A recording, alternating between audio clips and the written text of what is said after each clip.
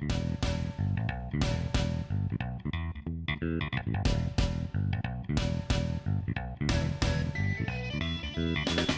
to Sweethearts or Rivals. I'm Charla. I'm Justin. What's on our table today? The Oracle of Delphi.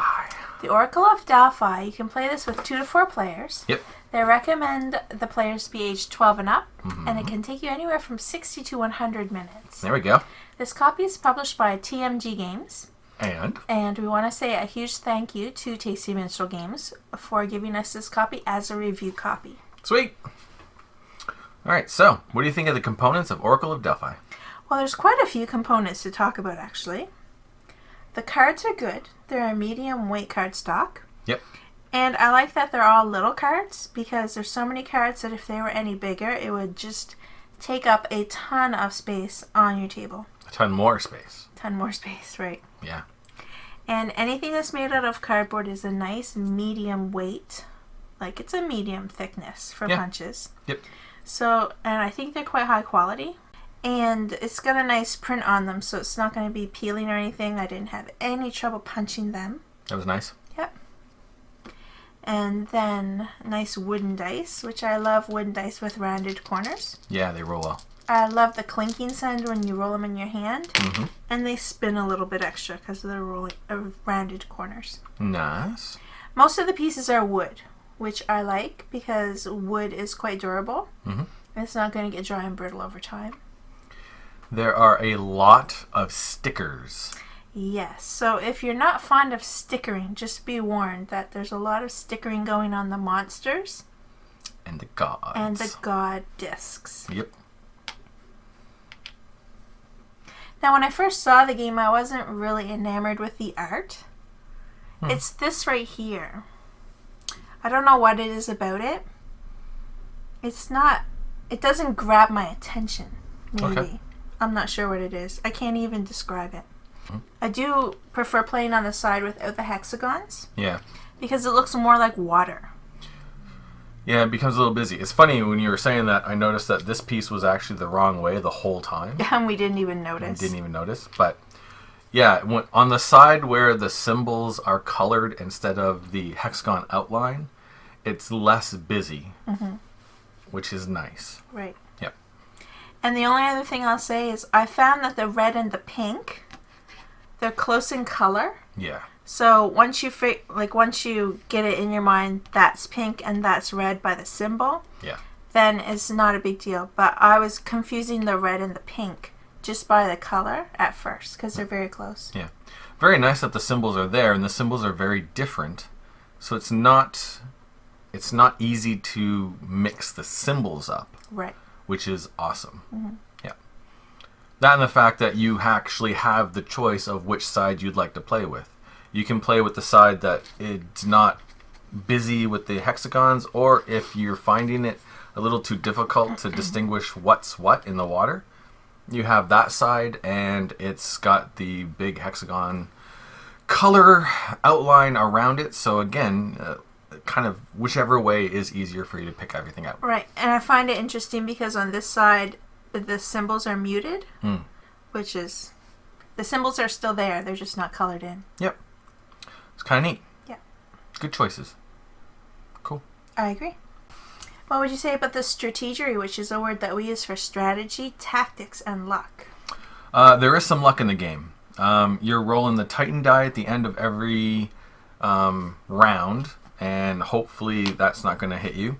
If it does hit you with a wound, the wound is a deck of cards. That's random. The equipment cards are going to be random. The oracle cards are going to be random. All the cards are random except for the companions, which is not random whatsoever. Then you're going to be rolling your oracle dice, which is going to be also random and is going to determine what you can actually do on your turn. But with all this randomness, there are so many things that you can do, typical to a Steffenfeld game, to mitigate all of that randomness and make it work for you, which is awesome because you can pull some really amazing things off on your round. Sometimes your round is easy. It's like, okay, I'm going to move here, and I'm going to pick up an oracle card, and I'm going to do that. Okay, I'm done. And sometimes, like 5 minutes later, you're still doing stuff, and you haven't even used your dice yet. And everyone else is going, oh, my Longest goodness. turn ever. And we're going to lose because they're doing so good. Right. It's quite well done in that balance of, yes, there's randomness, but it's not overwhelming randomness, which is awesome. As for the strategy and the luck, first of all, you have to set the board up, and the board is modular. And there is like kind of a pattern you're supposed to try to make, but it's not, you don't have to make that pattern every time.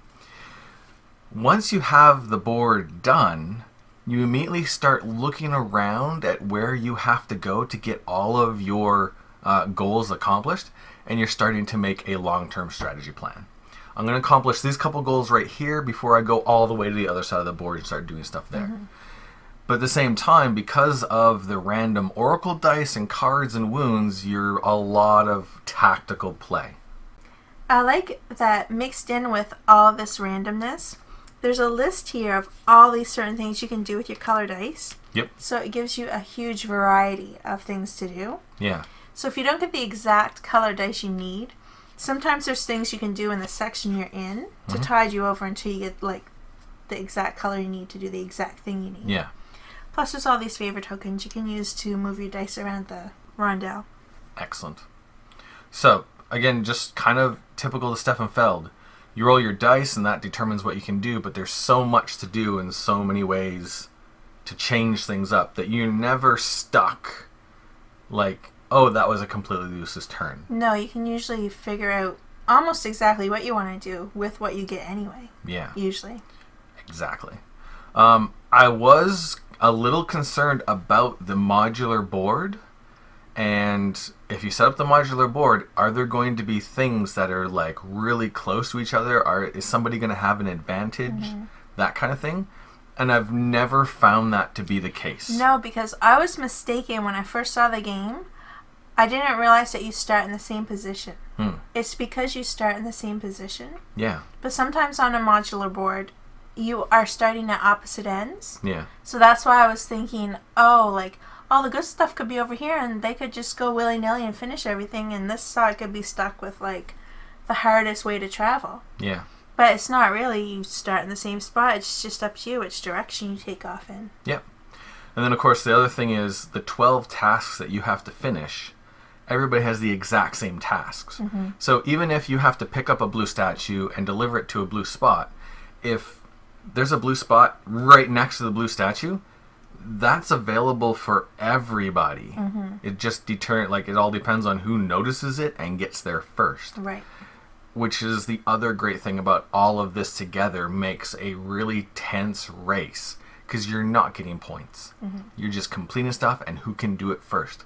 And the vast majority of our games have been one of us winning by like one turn. Usually. Yeah. Maybe not the very first game we played. Maybe not, but usually. Now that we're more used to it, yeah, it's usually one or two behind and I would have got you or you would have got me. Yeah. Yeah. Which is amazing. There's that tenseness added on to a Stefan Feld game. Just that, like, yeah. It makes stuff that you pull off that much better because then suddenly you feel like you're winning the race. Right. So, what about the complexity of Oracle of Delphi? Well, I think that at its core, it's basically a pick up and deliver game. Okay. Because really, I mean, you're picking up these to bring them to the right color house. You're picking up these to put them on the right color statue spots. Yep. And then, well, killing the monsters, you just have to have the right color dice. And then it's a race to find, these are all flipped over. Yep.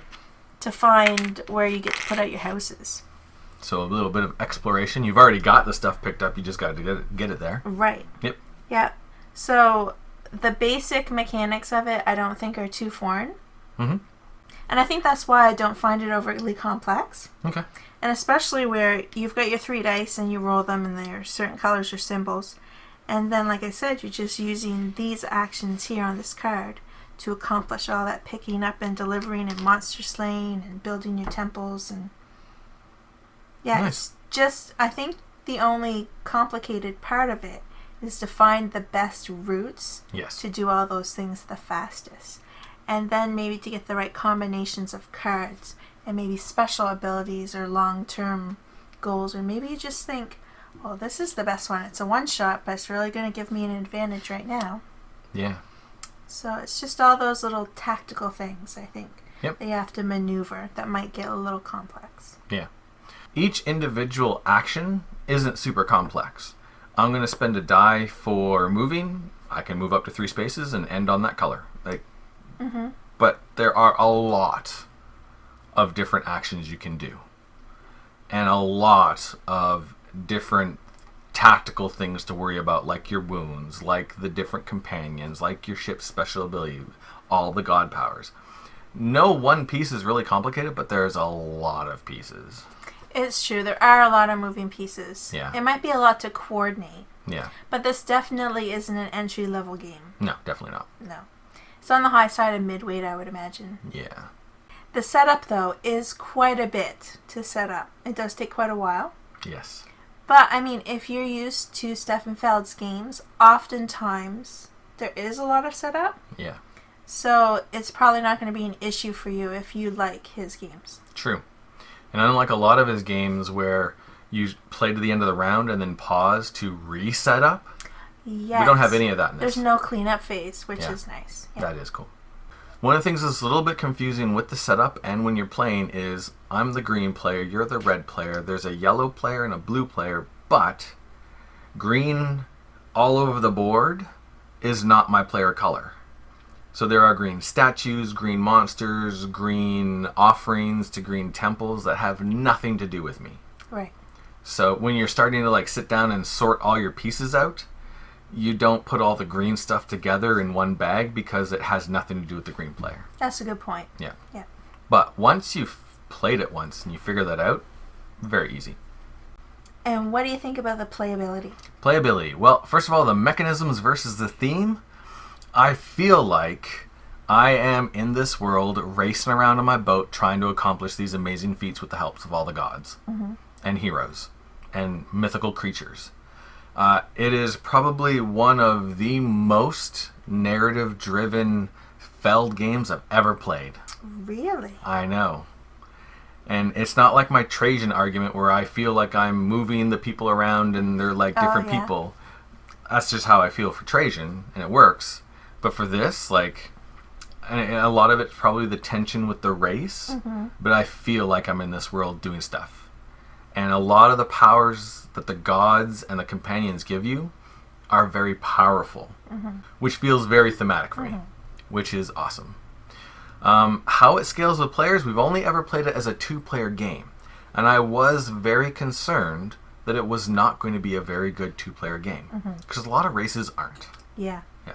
And it works as a 2-player game. Really well. So well. I know, I get really caught up in it. Yeah. Yeah. It's a longer game, but it's not a long game compared to other Feld games. It feels almost a little shorter. Well, I think because your mind is so engaged and you're always trying to figure out the best thing to do next, Yeah. that the time goes by really fast because you're always engaged. Yes, absolutely. As for the replayability, the different equipment cards and the different power combos of the companions, and especially the modular board that's going to be set up completely different every single game, all of that makes for a lot of replayability. It does. And even more than that is, again, that tension of the race that's very exciting, which makes it very replayable. And the puzzle that it's going to present you is going to be different every time. Yep. Due to the setup and also the dice that you get to use on your turn. Yeah. So, does it have the awesomeness or the cuteness? It's more awesome than cute. Yeah, it's awesome. Way more awesome than cute. But that's just me because, like I said, the art doesn't strike me for some reason. Interesting. I mean, I think the art is good. It goes along with the theme of the game. It's just not my favorite, and it doesn't make itself cute. Okay. Yeah. It's good art, not cute art, Right. but good art. Right. Right on. Are we going to trade it or keep it? I'm going to keep it. Yes.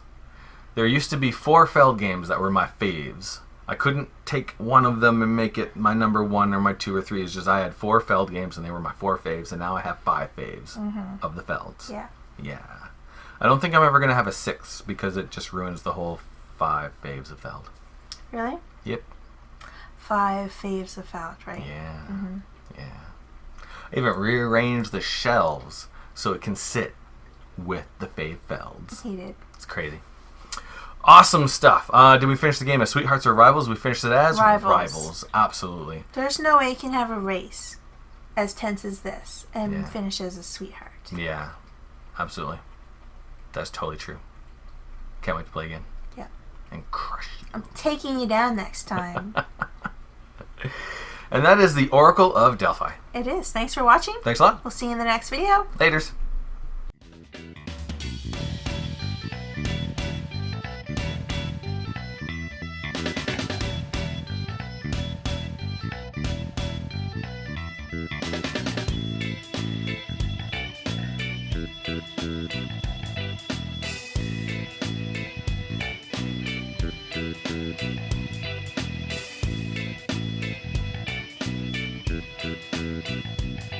Oh, we have a Kaylee monster. Is she gonna destroy the board? She just knocked over a statue.